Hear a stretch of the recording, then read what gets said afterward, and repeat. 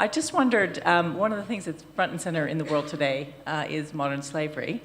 And we have in this part of the world 68% of the profits, which are over 150 billion a year, I think, of profits in modern slavery in this part of the world. And I'm just wondering whether that hit anybody's radar screen in terms of challenges with business in the world. It doesn't affect salespeople on the front line, I'm sure, as much as it would affect corporate governance issues. But I just wondered if it was on anybody's radar as a critical issue, because we see it in fair trade as being absolutely a pivotal problem with the lack of transparency in supply chains that we're trying to move towards. Thanks, Molly. I think it's a really good question. I'll just start off by saying that because of the increasing transparency, that we will be found out if we've got these things happening in our supply chain. And also, too, I know that there are people actually sewing in to labels and things of clothes we may buy that, if you actually have a look, are sending out messages that they may be part of slave trade, if you like.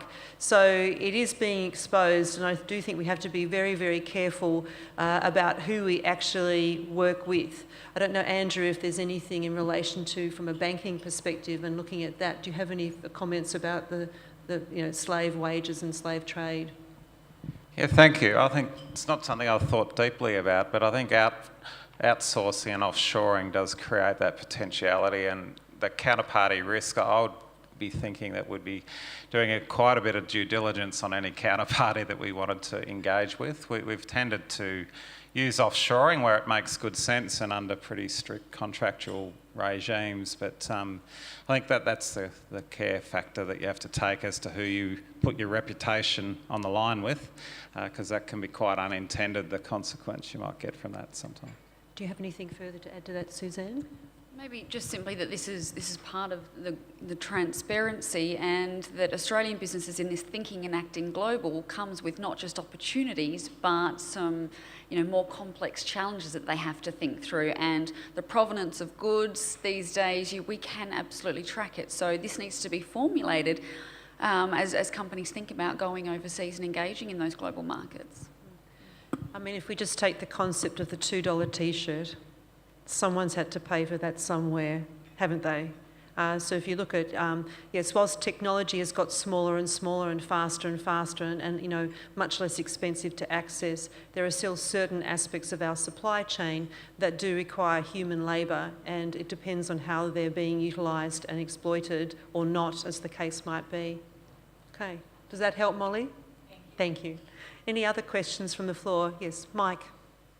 I'm really encouraged to hear this story of a shift to an understanding of business as partnership right across the board, customers, suppliers, within the organisations. I'm wondering what your experience of where are the main bottlenecks in this shift away from a kind of me first, my company first to a partnership story? Where are the bottlenecks occurring at the moment? Okay. Anyone want to take that? Yeah, I might just start. I think partnering's long been a foundation of our organisation. We're actually a combine of 83 mergers across 160 years of being in business, and partnering's been pretty natural for us, where at a scale level you can't be all things to all people and need to create those linkages. So I think, the one I described was a partnering model with a community bank type of approach, but I think the piece where it might get into a bottleneck is around that pure alliance management and making sure you've got the drivers right at the outset, because being able to sign up to a partnership means share of value and share in terms of the returns. So my take would have been around the bottleneck of actually bringing it together, and we've had to do that 320 odd times with community, and that's an interesting dynamic as well, because you have different drivers as to why people want to enter into that. Yeah, I think finding common ground and then how to create a reasonable business partnership is incredibly important. However, you do meet people who might be all smiles and charming, but their intentions are otherwise. And so they then want to take advantage of those things. So it's as if almost we have to be experts in contractual law, you know, in terms of finding the right arrangements to be able to work effectively together as well. And whilst there is still these sort of trends with, you know, this, you know, anything is possible, you know, at no cost or whatever, you know, these sort of myths and things that get thrown out there, people will still keep looking for the quick fix to try and get something that they can profit from. So I think if the more we can encourage collaboration, working together, how we actually find common ground and what is a fair exchange of value and mutually beneficial, that's when you actually have to get into a deeper type of relationship with people and truly understand what's important. I mean, one of the things we always talk about in terms of, you know, healthy relationships, that they're all designed to be stress tested. Good relationships grow and evolve, and it doesn't mean they're always lovey-dovey, and that they do need to work together to keep evolving and developing. But, you know, any other relationship that crumbles very quickly wasn't built on a foundation of trust and substance. So I think we need to be braver at having these more effective conversations with each other and getting to know each other, not just from a friendship perspective, but on a deeper motivational level. Suzanne, anything from? Just briefly, I think this is for the Future Business Council. Whilst partnerships can create bottlenecks, at the same time, what our members are seeing is that when they have a new idea or they're seen as a little bit different from mainstream business currently, they need partnerships and they need critical mass to actually make an impact and have any traction. So yes, there's always going to be bottlenecks, but at the same time, it's where these partnerships can sometimes be most powerful, is finding those like-minded companies and coming together to actually look at how do we create value together as opposed to trying to cut a pre-existing pie. How can we make that bigger? I think also too, we've got to move away from transactional linear thinking. We must think about systems and how we all interact with each other. Then in fact, competitors can become collaborators. We can actually become part of the bigger system to understand how it actually functions and operates. But that requires us to be a bit more studied and dig beneath the surface and not be superficial. Michael, we've got a... Sorry, one over here, sorry. I've got the mic. You've got the mic, go right ahead. I have a question, Andrew. Your brand strength journey, particularly through the Royal Commission, is fascinating and commendable. I wondered if you have, I'm currently working with an aged care organisation, if you had a top tip on how to really hold the strength of your brand through such a challenging time. It's a really interesting one. In Royal Commission environment, and we actually deal with the aged care sector quite a bit ourselves as a bank, and engage with our customers on the way into that to understand, you know, what's their positioning like, have there been sanctions on the way through. So it's hard to undo the past, I would say, and so that speaks to, you know, what you actually can say credibly in defending a brand position. But I think making sure that people are aware of the actual things that you have done has been important. Some of the unsaid stuff that doesn't sort of illustrate your credible positioning can undo you a bit by being a bit not so forward in putting that out there. So I think if you contrast some of the CEOs and chairs at the Royal Commission into banking, there was different approaches taken in there, and I think the ones that played out were where there were admission and there was, you know, there was a sense of being contrite in amongst that versus I don't think we were going to win by pushing back too hard in some of that environment. So that would be my take. Okay. Great presentation, Sue. I liked your comments around the removal of the celebrity CEO. I think this is fantastic. We've all experienced Donald Trump through the media. And I'm interested in, what do you guys think leadership looks like in 20 years, 30 years, once we've gone full cycle on this sort of hyper-individual culture we live in at the moment? Well, perhaps if I kick off and put out a term called servant leadership.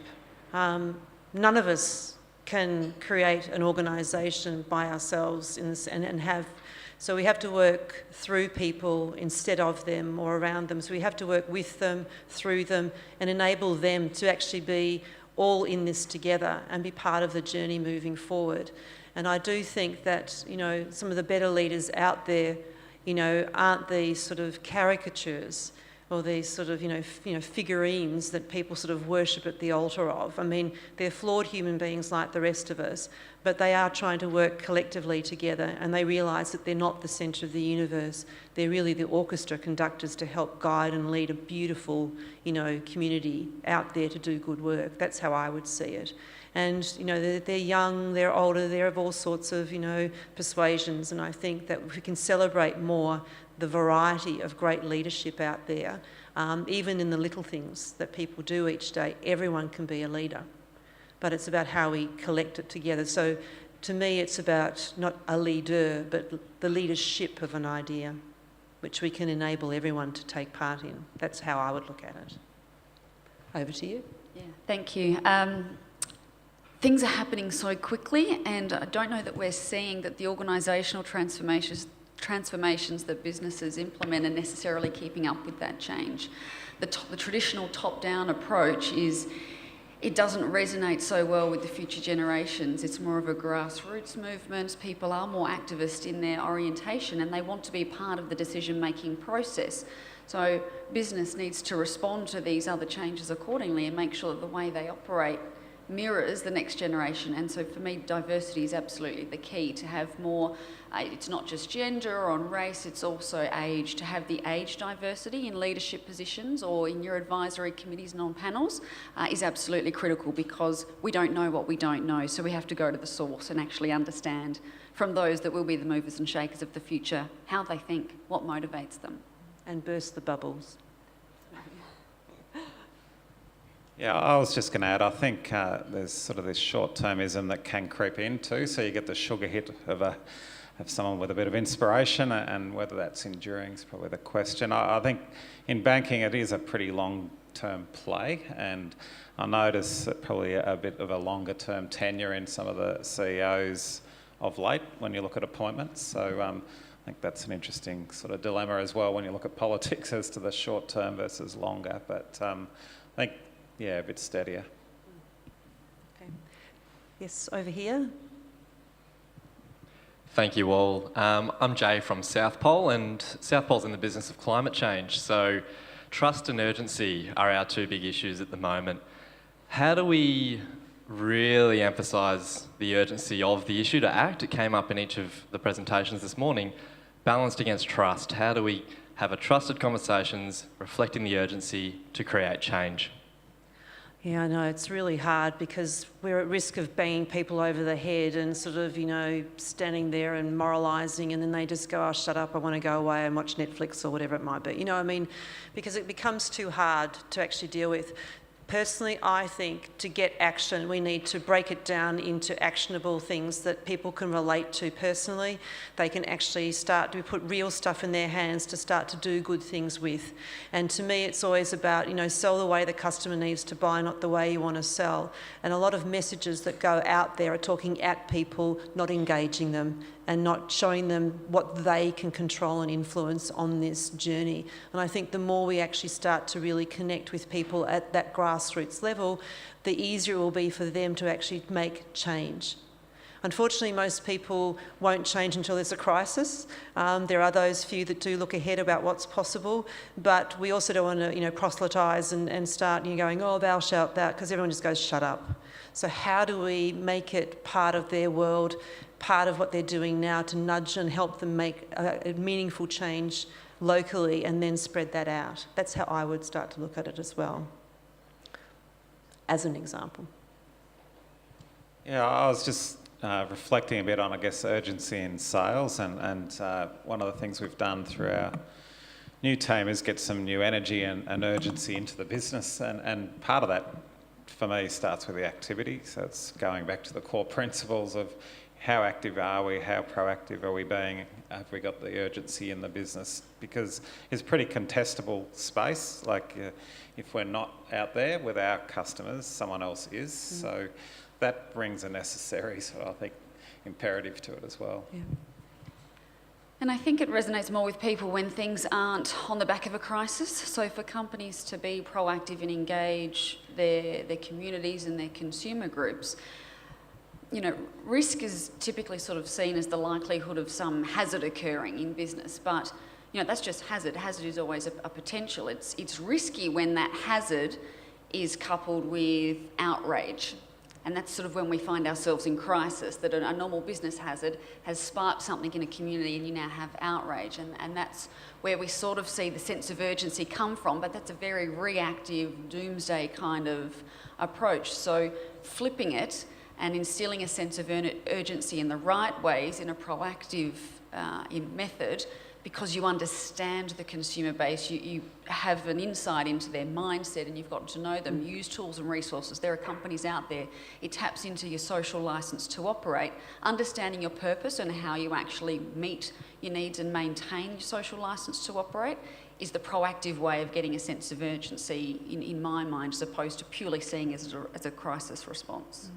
And at the end of the day, policies that are enacted, you know, they do make changes. I remember many years ago, we changed our left turn, you know, from the, you know, that giving way to the right, whatever turn we had in Victoria. I don't know about you, but it seemed to happen seamlessly overnight. We just changed it one day to the next and done. We all sort of got it. And I think that there's ways we can use legislation and use policy to actually help people make, but with reasoned analysis behind it. So it's not just, you know, banging people on there. We're not going to, you know, have everyone like something, but if the majority go, yeah, get that, awesome, let's all, you know, give way to the left. That's what we do, and off we go. So how do we do that? Yeah. Anything else? One more? Yes. Yes, Martin Carr from Vanguard Investments. Just interested in whether remuneration structures are going to change, because, you know, salespeople remunerated often, you know, in our industry it's been commission-based, and obviously it's moved fee for service, and, you know, trying to make sure that consumers can see what they're getting. But I'm just thinking about the fact that salespeople often enter that industry because they think, oh, if I'm good at selling, I can make a lot of money. And obviously that's very short-term sighted, and a lot of what we're talking about today is actually talking about long-term and making sure that people can see the whole system. So just wondering what the conflicts are there and how organisations might need to change and how salespeople might need to think about remuneration in the future. It's a very good question, Martin, and a lot of the issues that the Banking Royal Commission exposed was how people were being remunerated. You know, short-termism, it was all about profit maximisation and that. But because of the world being more complex, salespeople needing to be much more solutions-oriented, and also selling becoming more of a team sport now, those, you know, base salary, commission-type sales structures, they're actually going the way of the arc. They're changing and shifting. And so it's, you know, if we create competing motivations for people, then they'll take self-interest every time.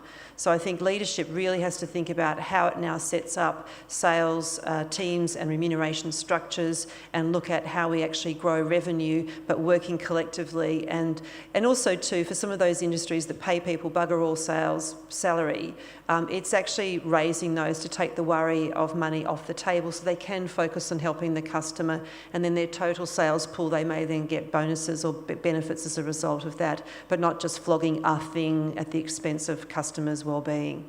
So you can see a lot of this happening. I've been writing about this for years. It's been a major issue in a lot of industries, particularly in some of the banking finance areas, not all, but some.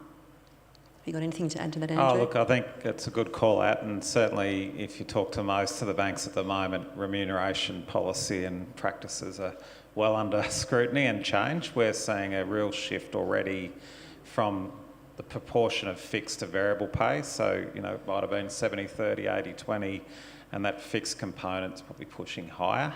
And therefore there's less at-risk salary and less incentivisation around financial outcomes. And I think the other piece that's playing out is the balanced scorecard approach, with customer metrics being embedded in that, and they need to be obviously integrous to be able to call those. But it was one of the things we did watch with interest, that, because we've probably been moderate ourselves in terms of the variable component for our people for a good while, and that seems to be the trend at the minute.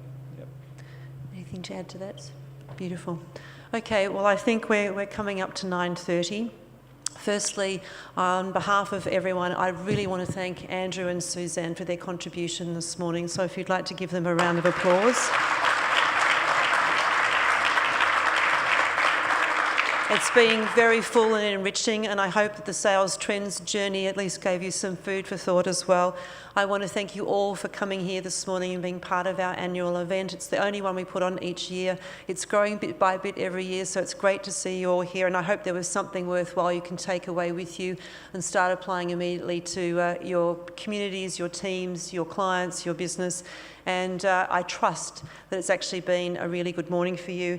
And with that, I am deeply grateful for your attendance, and we hope to see you here next year as well. So everyone have a safe and wonderful morning and a good day. And if you want to stay around and chat to each other, by all means, please do so. And finally, thanks to the team at Barrett, to Jamie and his son Oliver for doing all the videos today, and the team here at the park for helping us run a great event. So thank you very much and good morning. Thank you.